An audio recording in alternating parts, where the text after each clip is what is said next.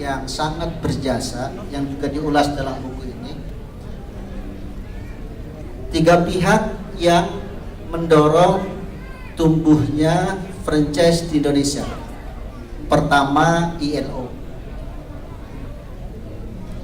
Ini organisasi buruh sedunia yang mendorong pemerintah untuk mengembangkan franchise di Indonesia. Mengapa ILO mendorong pemerintah untuk mengembangkan franchise? Sebab salah satu alasannya adalah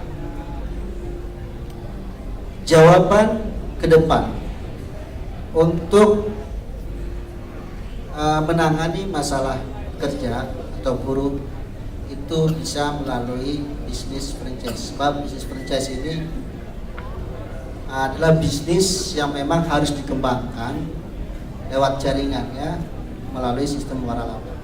Yang kedua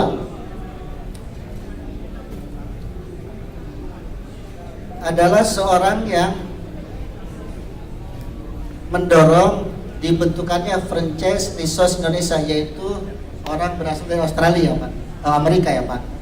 Inggris. Martin Mandelson. Martin Mandelson ini datang ke Indonesia menindaklanjuti rekomendasi ILO ini, kemudian bekerja sama dengan LPPM, dan dari mereka ini kemudian muncullah usaha mengumpulkan beberapa bisnis-bisnis yang dianggap bisa didorong untuk menjadi franchise Indonesia.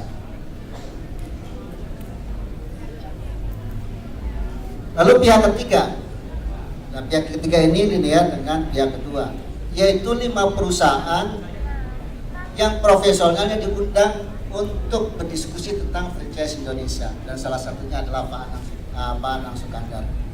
Disinilah pada tahun 90 itu dimulainya franchise untuk dikembangkan di Indonesia.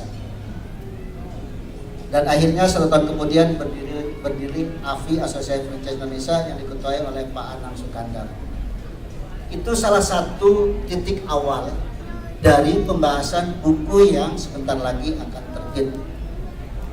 Dari sejarahnya pada tahun 90 franchise Indonesia. Kalau franchise masuk ke Indonesia tentu saja bukan pada tahun 90, tapi pada tahun sekitar 70-an. Nah, mengapa ini penting, sejarah ini penting?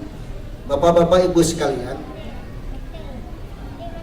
Majalah Franchise Indonesia Asosiasi meluncurkan buku ini untuk memberikan pemahaman yang utuh, yang komprehensif terhadap apa itu franchise Indonesia, sehingga seluruh pelaku bisnis franchise Indonesia betul-betul mentaati etika.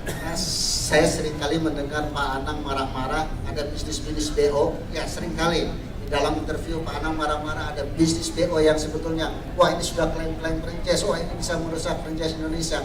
Pak Anang sangat mengapresiasi bisnis BO yang betul-betul dia dikembangkan secara baik, kemudian tumbuh mencari mitra, memberikan keuntungan pada yang lain, tetapi ada kutip penipuan yang itu sangat dibenci oleh Pak Anang. Jadi buku sejarah ini untuk memberikan semacam, jadi begini, kalau kita meyakini sesuatu, bahkan beragama sekalipun, maaf saya sebut ini, kalau kita tidak mengenal sejarahnya, maka pemahaman kita cenderung buta. Cenderung kita merasa bahwa kita fanatik terhadap sesuatu kalau tidak mengenal sejarahnya. Nah, buku ini juga kita inginkan ke arah sana. Ketika orang mengenal franchise, maka tidak fanatik seolah-olah pemahaman tentang franchise Indonesia, tentang franchise bahwa dia yang paling benar. Sebab apa?